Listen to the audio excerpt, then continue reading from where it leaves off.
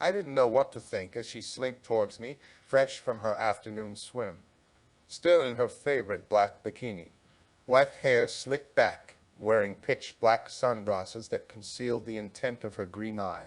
She told me once her eyes were sensitive to bright sunlight, but the sun was on a downward path, and I always suspected she wore them to hide what she was thinking. Bethany settled into the pool chair next to mine as gracefully as a ballerina.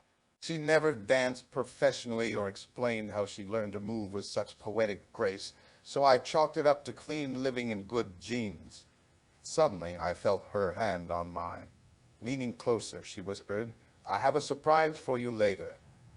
I felt a familiar thrill, the same one I felt ever since we started dating 1 year ago. But the tone in her voice was somehow different, almost sharp.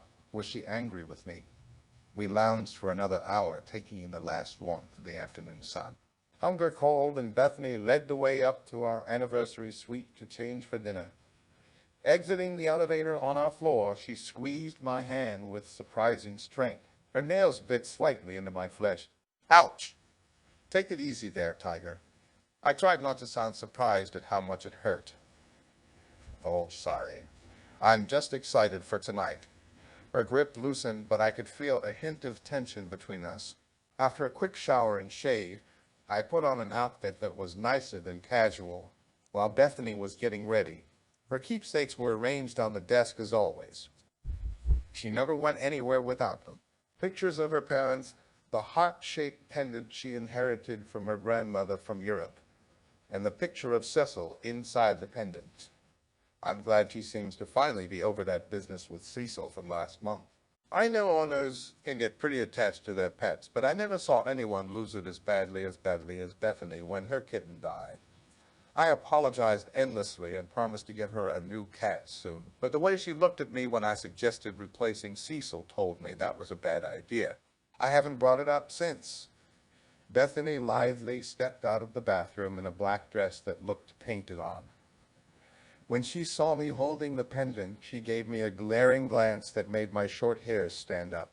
But the look was gone before I could say a word. She picked up her purse and headed for the door. I started to say something that would probably be another apology, but she turned and looked at me with a beaming smile. "Advertisements, let's go. I'm starving."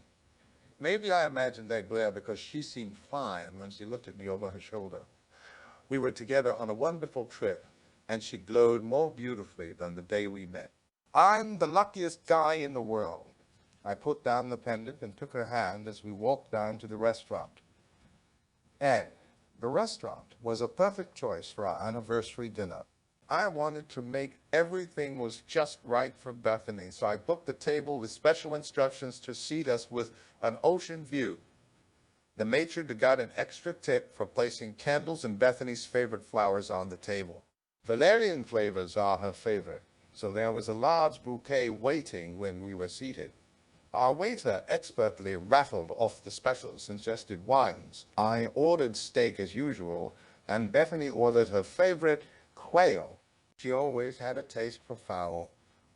I tried to get her to go for a steak once, but she just turned up her nose at it. The conversation was pleasant, and we held hands periodically as young couples often do. But once in a while, I caught her glancing at her watch. Late for a hot date. I tried to sound more jokey than annoyed. "Oh, no, sorry. It's just that the surprise I have for you is sensitive, and I want to make sure you get it when the time is right. Sensitive." Now she had me curious. When the food arrived, the waiter quickly placed it and left without any needless chatter. The steak was excellent, and it looked like Bethany was enjoying her quail. Maybe she enjoyed it a little too much. She dove right in and devoured the small bird ravenously. If I wasn't with her in a public restaurant, I believe she would be sucking every morsel of meat from the tiny bone.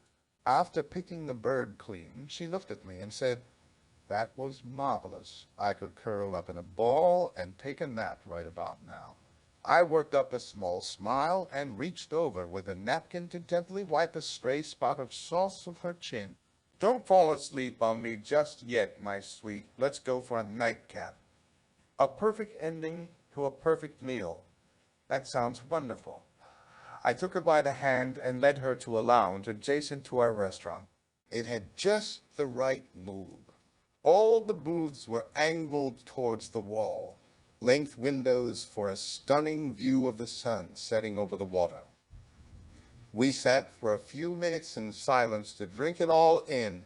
The thing I had been meaning to say to her for the past year welled up inside of me. This moment was too right to let it get away.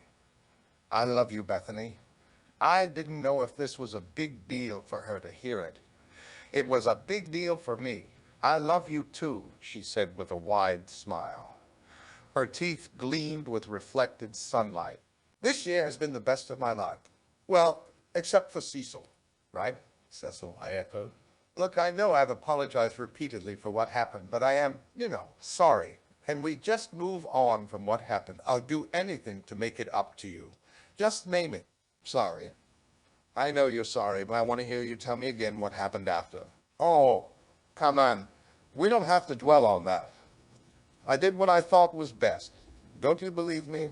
Bethany gave my arm a reassuring squeeze and let out a soft sigh. Of course I believe you. It's just harder than you can understand.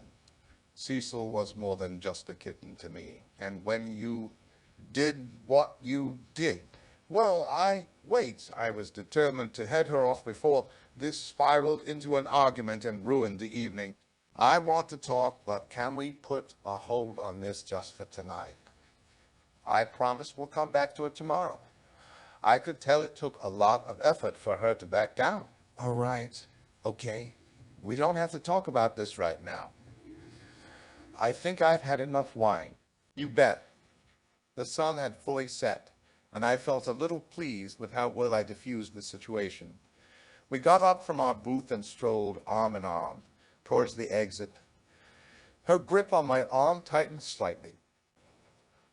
When 1 month ago, Bethany and I came back to her house from our dates, and I could tell things were getting serious between us. It was like that line from an old movie. She was practically perfect in every way. I felt like I hit the jackpot. Well, she was almost perfect. She had this weird, uncomfortably close relationship with her kitten, Cecil. There's nothing wrong with a woman having a cat, of course, but the way she treated it was odd. She would swaddle it and feed it and talk to it like it was a baby. I've seen people act like their pets were family members, but Bethany went a little overboard. Some of our dates even got cut short because Cecil needed his mama. Advertisements, like I said, almost perfect. That Tuesday, I was leaving her place for home. I don't know how he got out, but it wasn't my fault. I was backing my car out of the driveway, and then I heard this high-pitched wail. I knew as soon as I heard it what it was. Cecil's lower half was caught under the rear tire. I moved the car up to get him loose, but as soon as I could get a closer look, it was clear this was bad. He was mewling pathetically, and it was obvious he wasn't going to last much longer. Thankfully, Bethany wasn't outside to see what happened next. Then the impulse just came over me. I don't know why for sure. I guess I told myself it was to spare Bethany's feelings, or it was an act of mercy for Cecil. At least, that's what I told myself later.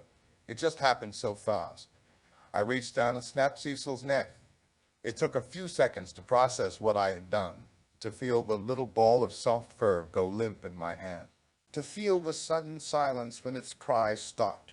The back of my neck prickled with heat, and I could feel beads of sweat run down my back. My hands were shaking as I stood there looking down at Bethany's dead kitten. Bethany was screaming hysterically from the side of my car. At the time, I didn't know if she saw everything or if it was the shock of finding Cecil like that. She darted around me and snatched Cecil Laudati from me, scratching my hands in the process. She sank to her knees, rocking Cecil's limp body and wailing with grief. I tried to console her, but it was hours before she would come back to me. Later, I told her what happened, everything. In the end, she said she understood. But I caught her looking at me a few times since then in a new way. Not a loving way. A couple of weeks later, I surprised her with the anniversary trip, and thankfully, she said yes.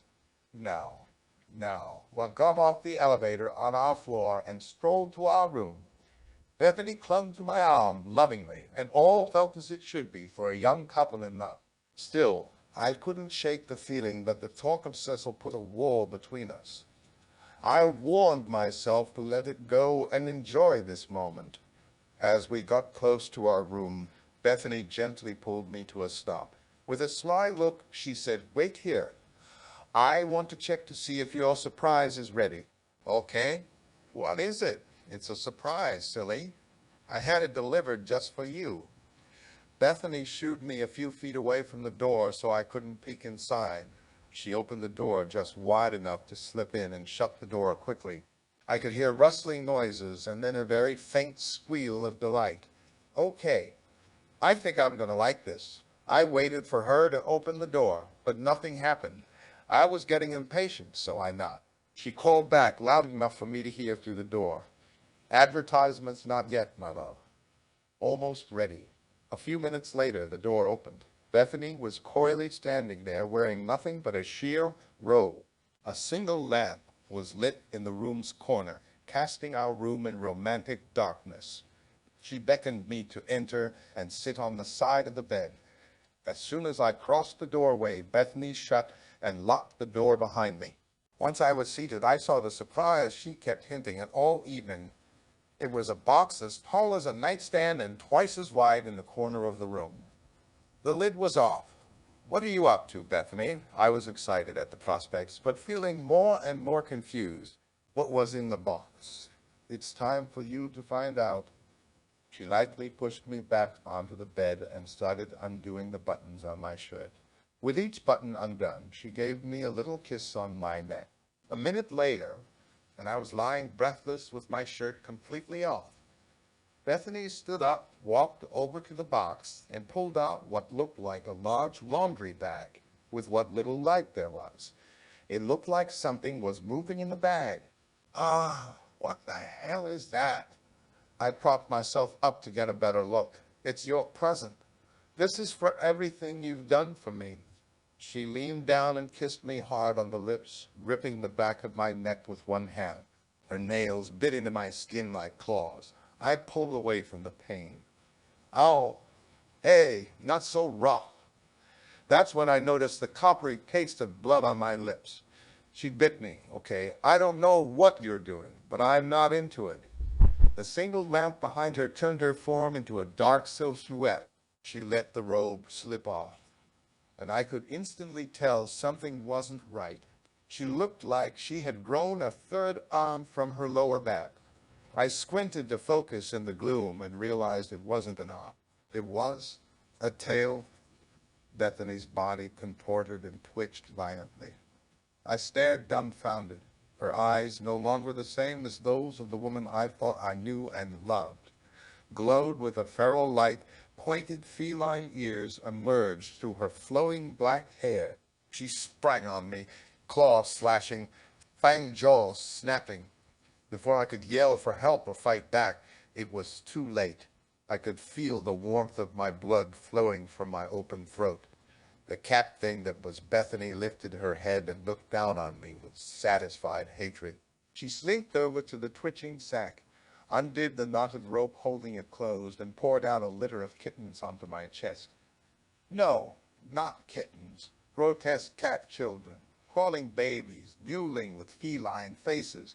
They scurried towards my open throat, like infants eager to reach their favorite treat. Before all went black, I could feel her children feeding on my open wound. The last I heard was a purring whisper from Bethany.